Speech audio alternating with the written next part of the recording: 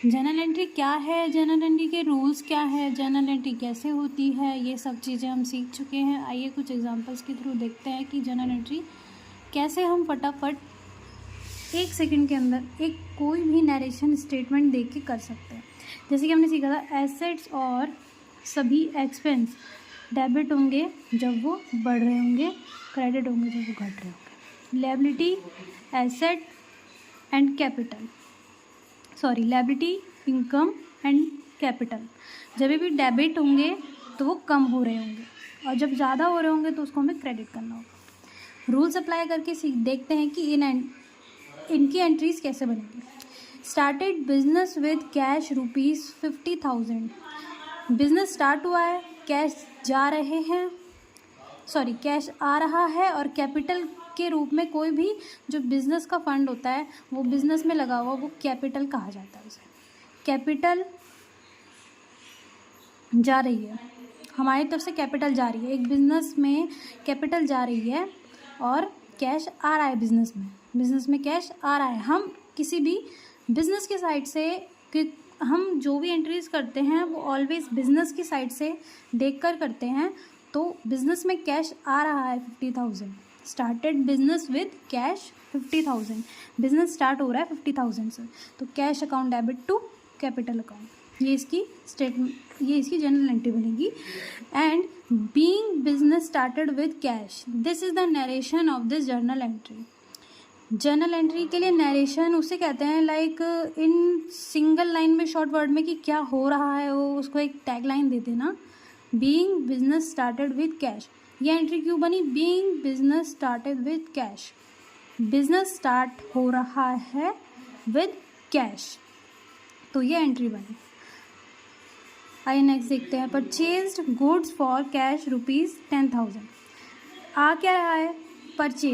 Purchase हो रही है, गुड्स आ रहे हैं, परचेज अकाउंट डेबिट होगा, यानी कि परचेज गुड्स आ रहे हैं, एसेट आ रहा है, बढ़ रहा है, डेबिट हो जाएगा।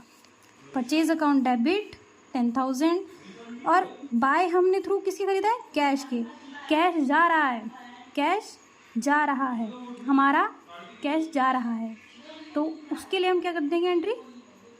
To cash 10,000। एसेट, कैश एक एसेट है, कैश जा रहा है यानी कि कम हो रहा है, then it will be credit. Journal entry बनेगी purchase account debit 10,000 to cash account 10,000, and इसकी नरेशन बनेगी being goods purchase for cash. आइए देखते हैं नेक्स्ट एंट्री क्या होगी। Purchase goods on credit from Ram ₹8,000।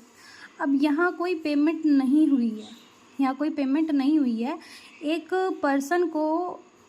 Person से क्रेडिट लिया गया है, क्रेडिट पे राम से 8,000 रुपये लिए गए हैं, तो राम का अकाउंट हमें बैलेंस दिखाना होगा अपने पास, अपने अकाउंट में, अपने लेजर्स में हमें राम का बैलेंस दिखाना होगा, तो इसीलिए हम इसमें क्रेडिट कैश ऐसा कुछ यूज़ ना करके हम यूज़ करेंगे राम अकाउंट। एंड परचेज हो रहा है तो परचेज अकाउंट, परचेज कितने का हो रहा है? 8,000 का, पेमेंट नहीं हुई है इसीलिए हम कैश की जगह ओनली राम अकाउंट करेंगे, इससे हमारे लेजर्स में राम का बैलेंस 8,000 ऑटोमेटिकली दिखा देगा। देन जब भी हम उसे पेमेंट कर रहे होंगे तो हमें करना होगा पेमेंट के लिए entry Ram account debit to cash account, तो उससे हमारी राम का बैलेंस नील हमें उसमें दिख जाएगा। नरेशन इसकी बनती है being good purchase on credit from Ram, credit पे राम से गुड्स परचेज किए गए हैं।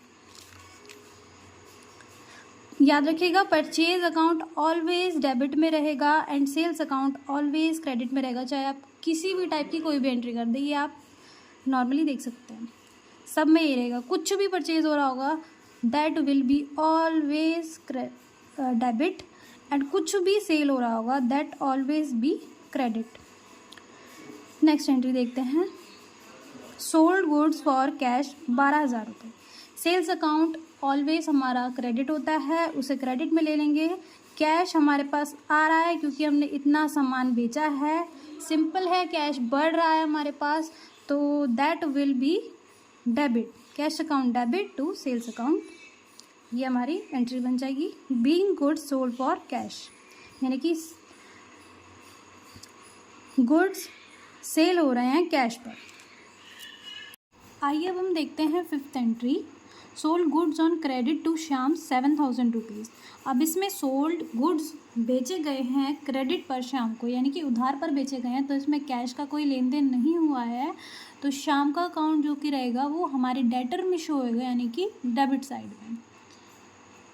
Shyam account debit to sales account 7,000 being goods sold on credit to Shyam, Shyam को उधार पर सामान दिया जा रहा है।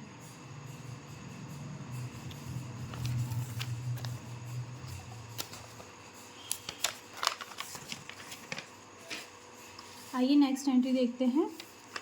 पेड रेंट ₹2,000, 2,000 रुपये का रेंट दिया गया है, पेड किया गया है। जर्नल एंट्री इसके लिए बनेगी, रेंट क्या हो रहा है, हमारी तरफ से जा रहा है, ये हमारा एक एक्सपेंस है। एक्सपेंस जब भी बढ़ता है तो वो डेबिट होता है, तो यानी कि rent account debit 2,000 rupees, cash हमारी तरफ से जा रहा है, यानी कि हमारा कैश जो है कि वो कम हो रहा है, तो वो क्रेडिट हो जाएगा 2,000 rupees, being rent paid, rent दिया जा रहा है। ये इसकी नरेशन बन जाएगी। 7 देखेंगे हम, received cash from Shyam 68,000 and allowed discount 200। अब ये डबल एंट्री हम देखेंगे, डबल जनरल एंट्री। इस एंट्री को जब हम करेंगे उसे डबल जनरल एंट्री कहते हैं। अब सिंगल एंट्री और डबल एंट्री ये हम आगे वाली वीडियो में पढ़ेंगे, बट शॉर्ट में मैं आपको बता देती हूँ। सिंगल एंट्री इस टाइप की होती है जिसमें कि 2 ही अकाउंट्स के बारे में हम रीड करते हैं, जो कि एक डेबिट हो जाता है, एक क्रेडिट हो जाता है, यानी पर जो डबल जनरल एंट्री है उसमें हमेशा कोई 2 अकाउंट डेबिट हो रहे होंगे जो कि एक क्रेडिट के वैल्यू के बराबर होंगे, या तो 2 अकाउंट क्रेडिट हो रहे होंगे जो कि डेबिट की एक एंट्री के वैल्यू के बराबर हो। इस टाइप की एंट्री को डबल एंट्री कहते हैं। रिसीव्ड कैश, कैश आ रहा है, कैश डेबिट हो जाएगा, ये हमने एक देख ली। फ्रॉम श्याम, श्याम का इसमें नहीं आएगा क्योंकि हमारे पास कैश आ चुका है श्याम की तरफ से, तो कैश हमारे पास आ रहा है, हम कैश की बात करेंगे। श्याम ₹68,000, अब कैश हमारे पास 68,000 आ चुका है, 6800 सॉरी, एंड अलाउड डिस्काउंट 200, 200 का हमने उसे डिस्काउंट दिया है, यानी कि हमने उसे कोई सामान दिया होगा। अब सामान हमने एग्जैक्ट बताया नहीं है कि सेल हुआ है, यहाँ पे क्या हुआ है, सेल भी हो सकता है, हमारा पुराना पैसा भी हो सकता है, तो आ किसकी तरफ से रहा है, पैसा आ किसकी तरफ से रहा है, ये हमारे एक पर्सन की तरफ से आ रहा है, तो हम एक पर्सन के अकाउंट को क्रेडिट कर देंगे। पैसा आ रहा है, डिस्काउंट आ रहा है, श्याम अकाउंट 7,000 जो कि शाम को देने थे, उसमें उसने हमें कैश 6800 दिए हैं एंड डिस्काउंट 200 हमने उसे दिया है, अलाउड हमने किया है।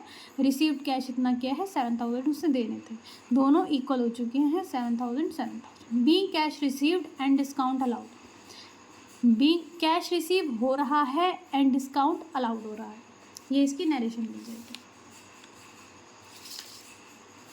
आगे देखते हैं, paid cash to Ram 7,800 and receive discount 200, same हो गई ये, बट उस कंडीशन में हमने रिसीव किया था, इसमें हम पेड कर रहे हैं। पेड यानी कि हमारा डेब्टर कौन हुआ, राम को हम दे रहे हैं 8,000 रुपीज़, टोटल 8,000 रुपीज़ राम के पास हमारे तरफ से जाने थे, ठीक है, राम के पास जाने थे, एंड पेड हमने उसे किए हैं 7,800 रुपीज़, यानी कि 2 कैश हमारी तरफ से जा रहा है, तो कितना हो गया, क्रेडिट हो जाएगा 7,800। Paid cash to Ram account हो जाएगा 8,000 डेबिट एंड कैश हो जाएगा ₹7,800, और डिस्काउंट रिसीव्ड हमारी इनकम है, इनकम जब भी बढ़ती है तो क्रेडिट होती है, वो क्रेडिट आ जाएगी 200। डिस्काउंट रिसीव्ड एक हमारी इनकम है, क्योंकि ये हमारे पास एक आय है जो बढ़ रही है, चाहे वो हमारे किसी सामान में से कम हो रहा है, वो हमारी इनकम में आएगी, ठीक है। नेक्स्ट देखते हैं, इसकी नरेशन बनेगी, being payment made and discount received, discount मिला है और पेमेंट दी जा रही है। 9 देखेंगे, purchase furniture 5000 rupees for office use.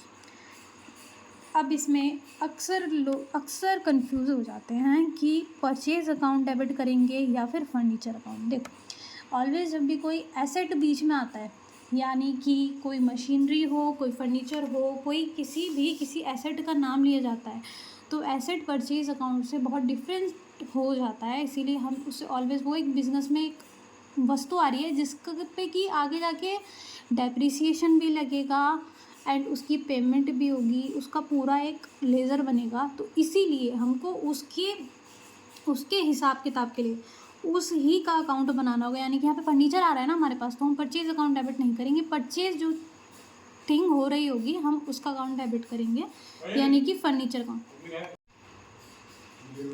Account debit करेंगे 5000 रुपीज़ से टू कैश अकाउंट। कैश हमारी तरफ से जा रहा है तो ये कैश हो जाएगा हमारा क्रेडिट।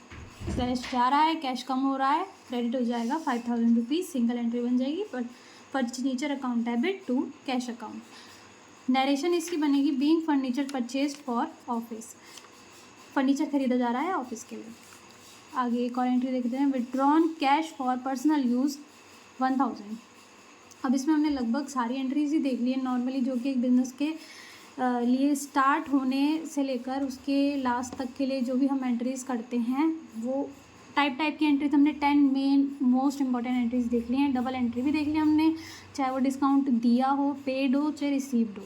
अब एक लास्ट एंट्री और हम देख लेते हैं कि withdrawn cash for personal use. कभी भी कोई पर्सन बिजनेस स्टार्ट करता है और वो पर्सनल यूज़ के लिए कैपिटल में से अगर कोई मनी निकालता है तो वो एंट्री बिजनेस में ही होगी, वो पर्सनल यूज़ उसको शो करना होगा। तो उस अकाउंट को हम कैसे, उसकी एंट्री कैसे शो करेंगे, withdrawn cash for personal use 1000। किसी भी बिजनेस में लाइक कैपिटल हमारी लगी है 50,000, कोई भी ओनर ही उसका अपने यूज़ के लिए पैसा निकालता है। वो हम जो भी अकाउंटिंग कर रहे हैं बिज़नेस के लिए कर रहे हैं, बिज़नेस के साइड से देख कर रहे हैं, उसमें कोई ओनर एक अलग इंडिविजुअल होता है और बिज़नेस एक अलग होता है।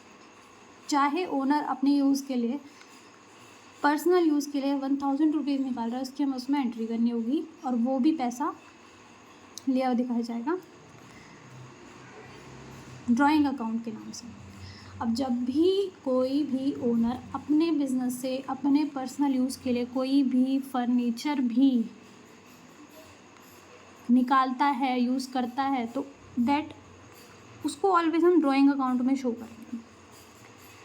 यहाँ विड्रॉन कैश हुए हैं, ड्राइंग अकाउंट डेबिट, यानी कि पर्सनल यूज़ के लिए उसने 1000 रुपये निकाल लिए to cash account, being cash withdrawn for personal use.